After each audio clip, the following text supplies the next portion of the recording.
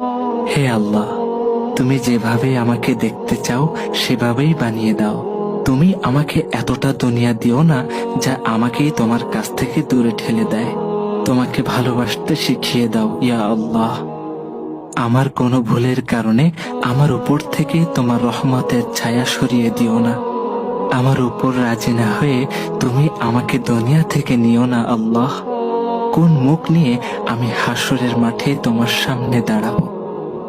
আমাকে তুমি মুনাফিকের কাতারে শামিল করো না। মুমিন না করে আমাকে অন্ধকার কবরে নিও না ইয়া আল্লাহ।